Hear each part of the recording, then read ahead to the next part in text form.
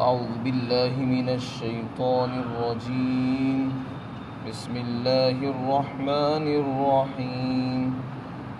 أولم يتفكروا في أنفسهم ما خلق الله السماوات والأرض وما بينهما إلا بالحق وأجل مسمى وَإِنَّ كَثِيرًا مِّنَ النَّاسِ بِلِقَاءِ رَبِّهِمْ لَكَافِرُونَ أَوَلَمْ يَسِيرُوا فِي الْأَرْضِ فَيَنظُرُوا كَيْفَ كَانَ عَاقِبَةُ الَّذِينَ مِن قَبْلِهِمْ كَانُوا أَشَدَّ مِنْهُمْ قُوَّةً وَأَثَارُوا الْأَرْضَ وَعَمَرُوهَا أَكْثَرَ مِمَّا عَمَرُوهَا وَجَاءَتْهُمْ رُسُلُهُم بِالْبَيِّنَاتِ فما كان الله ليظلمهم ولكن كانوا أنفسهم يظلمون ثم كان عاقبة الذين أساءوا السوء أن كذبوا بآيات الله وكانوا بها يستهزئون۔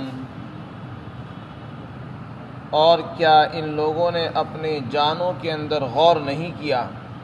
اللہ نے آسمانوں کو اور زمین کو اور ان کے درمیان کی کائنات کو برحق مقصد کے ساتھ اور ایک مقررہ مدت تک کے لیے پیدا فرمایا ہے، اور بہت سے لوگ ہیں جو اپنے رب کی ملاقات کا ہی انکار کرتے ہیں۔ کیا یہ لوگ زمین میں چلے پھرے نہیں کہ یہ اپنے سے پہلے لوگوں کے انجام کو دیکھتے کہ ان کا انجام کیا ہوا؟ وہ لوگ ان سے طاقت میں زیادہ مضبوط تھے، اور انہوں نے بھی زمین کو جوتا اور بویا، اور جتنا انہوں نے زمین کو آباد کیا اس سے زیادہ انہوں نے زمین کو آباد کیا، اور ان کے رسول واضح دلائل اور معجزات لے کر ان کے پاس آئے، لیکن اللہ ایسا نہیں تھا کہ ان پر ظلم فرماتا، لیکن وہ خود ہی اپنی جانوں پر ظلم کرتے تھے۔ پھر جن لوگوں نے برائی کی ان کا انجام برا ہوا، اور اس وجہ سے کہ انہوں نے اللہ کی آیتوں کو جھٹلایا اور وہ اللہ کی آیتوں کے ساتھ مذاق بھی کرتے تھے۔ اس آیت شریفہ میں منکرین کو خطاب ہے۔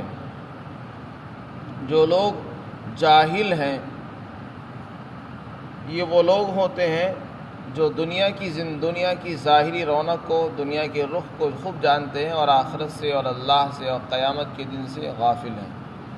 ایسے لوگوں کو قرآن کریم کی اصطلاح میں لا یعلمون فرمایا، یعنی یہ لوگ علم نہیں رکھتے، ان کے پاس علم نہیں ہے، یعنی یہ جاہل ہیں۔ قرآن کریم ایسے آدمی کو عالم نہیں کہتا جو دنیا کا ہر فن جانتا ہو لیکن اس کو اپنے رب کا علم نہ ہو۔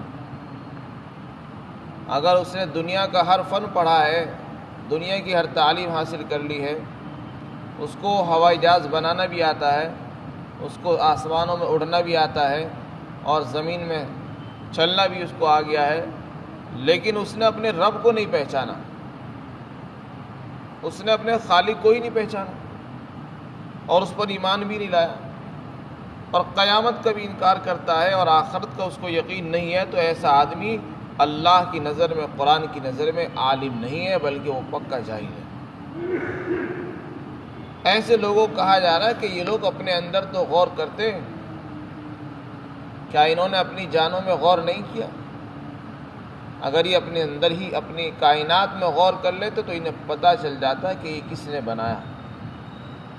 تو ایسی علم سے، ایسی پڑھائی سے، ایسی تعلیم سے کیا فائدہ جو انسان کو اپنے رب سے نہ ملا سکے؟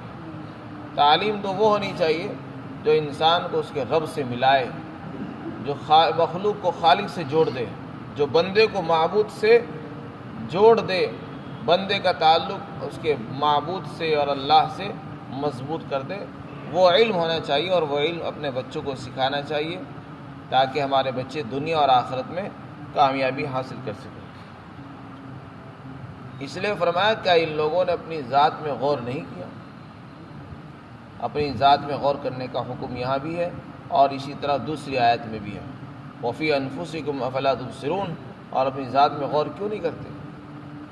اپنے انسان کو اپنی ذات میں غور کرنا چاہیے۔ جیسے اللہ نے کائنات بنائی ہے، آسمان زمین اور اس کے بیچ کی کائنات ہے، اسی طرح پورا انسان جو ہے انسان کا جسم بھی یہ ایک کائنات ہے، اس کے اندر بھی اللہ نے بے شمار مشینیں رکھی ہیں، اور اس میں عجیب اور غریب اللہ نے نظام چلا رکھا ہے۔ ایک چلتی پھرتی مشین ہے انسان کا جسم، اسی میں کھانا بھی ہضم ہو رہا ہے، اسی کو اندر اللہ نے جان بھی ڈال رکھی ہے، وہ چل بھی رہی ہے، آرام بھی کرتی ہے، بولتی بھی ہے، اس میں بولنے کی صلاحیت بھی ہے، سننے کی بھی ہے، اور اس میں سمجھنے کی بھی اللہ نے صلاحیت رکھی ہے، دماغ بھی دیا اس کو، سوچنے کی بھی ہے، اور چلنے کی بھی ہے، پکڑنے کی بھی ہے۔ کتنی بے شمار اللہ نے اس کے اندر صفات رکھی ہیں، اور اللہ نے اس کو کتنی ساری طاقتوں سے نوازا ہے، اور یہ سب کچھ ایک ہی جسم کے اندر رکھا ہے۔ حالانکہ اگر کسی انسان کو ضرورت پیش آئے مائک کی اور اسپیکر کی تو اس کے لیے اس کو الگ سے چیزیں لانی پڑتی، سامان لانے پڑتے ہیں، اور طاقت اور قوت کے لیے اس کو الگ سے سامان اختیار کرنے پڑتے ہیں، لیکن اللہ نے ساری چیزیں ایک ہی جسم کے اندر فٹ کر رکھی ہیں۔ اور پھر انسان کھا رہا ہے تو وہ سب چیزیں ہضم ہو رہی ہیں، اس سے خون بن رہا ہے، اور اسی سے باہر چیزیں زائد اور فضلہ چیزیں باہر آ جاتی ہیں۔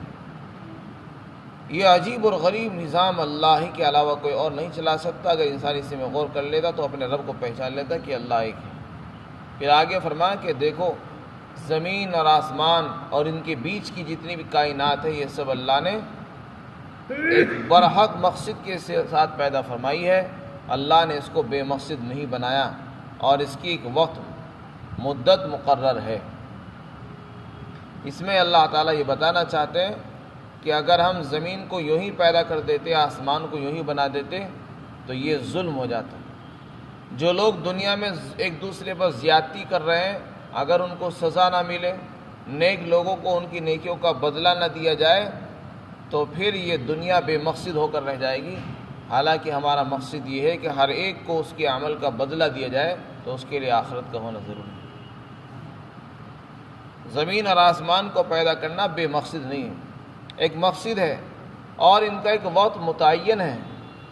ہم نے زمین کو پیدا کر دیا، اس کا یہ مطلب نہیں کہ بس ہمیشہ زمین قائم رہے گی اور آسمان اپنے حال پر قائم رہے گا اور اسی طرح سورج اور چاند نکلتے رہیں گے، نہیں۔ اگر ایسا ہونے لگے پھر تو یہ دنیا بے مقصد ہو جائے گی، انسان کی پیدائش بے مقصد ہو جائے گی۔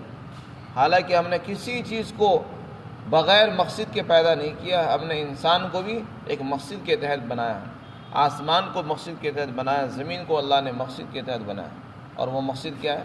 امتحان۔ اللہ نے دنیا میں انسان کو بھیجا ہے کہ وہ اپنے رب کو پہچانے، کائنات میں غور کرے اور اپنے خالق کو پہچان کر اس کی عبادت میں لگے، یہ مقصد ہے۔ وَمَا خَلَقْتُ الْجِنَّ وَالْإِنسَ إِلَّا لِيَعْبُدُونَ، ہم نے اپنی عبادت کے لیے انسان کو جناتوں کو بنایا۔ تو کائنات کو اس لیے بنایا کہ اس میں غور کرے اور اپنے خالق کو پہچانے۔ اگر ہم اس کائنات میں غور و فکر سے کام نہ لیں اور اپنے رب کو ہی نہ پہچانے تو پھر تو ہمارے آنے کا مقصد فوت ہو جائے گا، اور جب ہمارا مقصد حاصل نہیں ہوا تو پھر آخرت میں ہمیں سزا ملے گی۔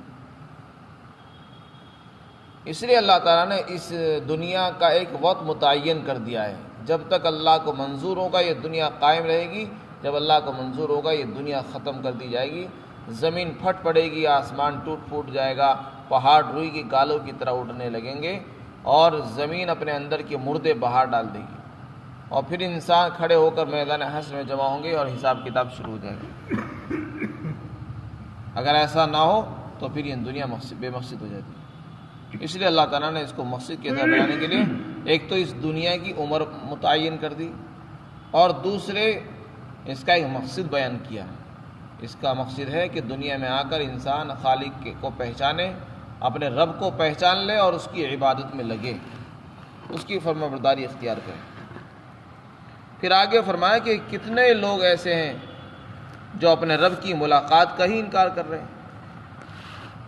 ایک مسلمان اور مومن ہے جو صرف آخرت پر، قیامت پر یقین رکھتا ہے کہ قیامت آئے گی اور حساب کتاب ہوگا، ورنہ دنیا میں بہت سے لوگ تو وہ ہیں جو قیامت کا انکار ہی کرتے ہیں۔ وہ تو کہتے ہیں بس دنیا جس طرح چل رہی ہے اور اسی طرح ہزاروں سال تک چلتی رہے گی اور اس کا سلسلہ کبھی ختم ہونے والا نہیں۔ بہت سے لوگ تو قیامت کا انکار کر دیتے ہیں، آخرت کا بھی انکار کرتے ہیں، اور کچھ لوگ وہ ہیں جو جزا اور سزا یعنی جزا سزا کو مانتے ہیں، لیکن ان کے یہاں جزا سزا کا تصور اتنا واضح نہیں ہے جتنا ایمان والوں کے نزدیک ہے، ایک دھندلا سا تصور ہے۔ کتنے لوگ ایسے ہیں جو آوا گون کا عقیدہ رکھتے ہیں، یعنی جس کو تناسخ کہتے ہیں، کہ ایک آدمی مرتا ہے پھر دوبارہ سے دوسرا جنم لے لیتا ہے، پھر دوبارہ دوسرے جنم میں آ جاتا ہے تو تیسرا جنم لے لیتا ہے، یعنی ان کے 7 جنم ہوتے ہیں۔ آدمی مر جاتا ہے پھر دوبارہ سے دوسرے روپ میں آتا ہے، جیسے اعمال کرے گا اور ایسے روپ میں آ جاتا ہے۔ یہ سب انہوں نے اپنی عقل سے عقیدے گھڑ رکھے۔ ہندوانہ اس طرح کے عقائد ہیں۔ ہندوؤں کے یہاں یہی عقیدہ ہے کہ ایک انسان مر جاتا ہے، پھر جیسے اعمال کرے گا ایسی سزا اس کو ملتی ہے، اور اسی کے مطابق پھر وہ شکل صورت میں دوبارہ سے پیدا کر دیا جاتا ہے۔ اگر برے اعمال کرتا ہے تو کتے بلی کی شکل میں پیدا ہو جاتا ہے، اچھے اعمال کرتا ہے تو کسی اچھے انسان کی، کسی اچھی چیزوں کی شکل میں پیدا ہو جاتا ہے۔ یہ سب چیزیں بے بنیاد ہے۔ حقیقت یہ ہے کہ انسان جب ایک مرتبہ مر گیا تو دوبارہ دنیا میں نہیں آئے گا، اب قبر میں جائے گا، اس کے بعد پھر جب قیامت آئے گی تو اب دوبارہ اس کو زندگی ملے گی اور وہیں حساب کتاب ہوگی۔ یہ اسلامی عقیدہ ہے۔ اس لیے اللہ تعالیٰ فرماتے ہیں کتنے لوگ ایسے ہیں جو اپنے رب کی ملاقات کا ہی انکار کر رہے ہیں، وہی سمجھ رہے ہیں کہ بس 7 جنم ان کے ہوتے رہیں گے اور اسی میں دنیا تمام ہو جائے گی، اپنے رب کے پاس جانے کی ضرورت ہی نہیں پڑے گی، نہ جنت میں جانا نہ جہنم میں جانا۔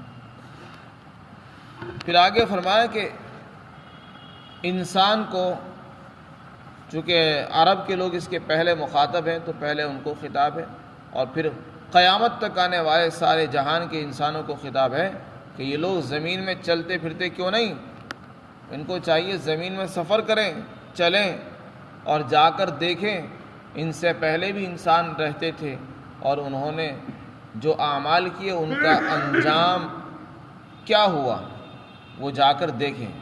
چنانچہ بہت سی قومیں آئی ہیں، اللہ نے ہر ملک کے اندر قومیں پیدا کی ہیں، اور ان کے محلات کے کھنڈرات، ان کے محلات آج کھنڈرات میں تبدیل ہو چکے ہیں، کھنڈر بنے ہوئے ہیں۔ وہاں جا کر دیکھیں کہ کتنی قومیں یہاں رہتی تھیں اور آج وہ کہاں چلی گئی، ان کا نام و نشان نہیں رہا۔ پھر آگے اللہ تعالیٰ نے فرمایا اے مکہ کے لوگوں، تم اپنے آپ کو کیا سمجھتے ہو؟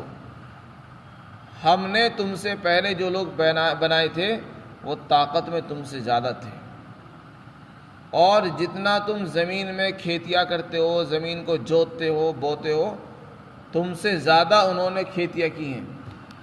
جتنا تم نے زمین کو آباد کر رکھا ہے، شہر آباد کیے تم سے زیادہ انہوں نے زمین کو آباد کیا تھا۔ مطلب یہ ہے کہ انہوں نے کھیتیاں بھی لگائی، انہوں نے مکانات بھی بنائے، عالی شان عمارتیں، مکانات، محلات عالی شان تم سے کہیں زیادہ گنا بنائے تھے انہوں نے، لیکن جب انہوں نے ہمارے رسولوں کا انکار کیا تو پھر ان کے اعمال، ان کے جو اسباب تھے وہی ان کی تباہی کا، بربادی کا سبب بن گئے۔ تو اس لیے یہ مت سمجھو کہ ہم بہت ترقی یافتہ قوم ہیں اور ہمارے پاس بہت زیادہ علم معلومات ہے اور ہمارے پاس بہت زیادہ پیسے ہیں۔ تم سے پہلے جو قومیں آئی ہیں وہ پیسوں میں، طاقت میں، قوت میں اور زمین کو آباد کرنے میں، کھیتیاں کرنے میں تم سے کہیں گنا آگے تھی، ان کے پاس زمینیں تم سے کہیں زیادہ تھیں۔ آپ دیکھ رہے ہیں کہ ہم سے پہلے جو لوگ ہوا کرتے تھے ان کے پاس، ہمارے باپ دادوں کے پاس جو زمینیں تھیں وہ بہت زیادہ ہوا کرتی ہیں، پھر بعد میں آنے والے لوگوں کے پاس زمینیں کم ہوتی جا رہی۔ باپ کے پاس اگر 10 بیگھہ زمین ہے تو بچوں کے پاس اور کم ہو جاتی ہے، پھر ان کے پاس جو زمین آئیں گی وہ اور کم ہوتی چلی جاتی ہے۔ تو اس طریقے سے آنے والی نسلوں کے پاس تو زمین اور پیداوار اور کھیتیاں کم ہوتی جا رہی ہیں۔ تو اس سے پتہ چلتا ہے کہ پہلے لوگوں کے پاس زمینیں ہم سے بہت زیادہ تھیں، وہ کھیتیاں ہم سے کئی گنا زیادہ کرتے تھے، ان کے پاس باغات بہت زیادہ تھے، لیکن انہوں نے رسولوں کا جب انکار کیا تو ان کے عمل ہی ان کی سزا کا ذریعہ بن گئے۔ تو اللہ نے ان کو ظلم نہیں کیا، وہ خود ظلم کر دیتے ہیں۔ فرمایا کہ جن لوگوں نے برے کام کیے پھر وہی ان کا انجام بھی برا ہوا، کیونکہ وہ اللہ کی آیتوں کا انکار کرتے رہے اور اللہ کی آیتوں کے ساتھ مذاق اڑایا کرتے تھے۔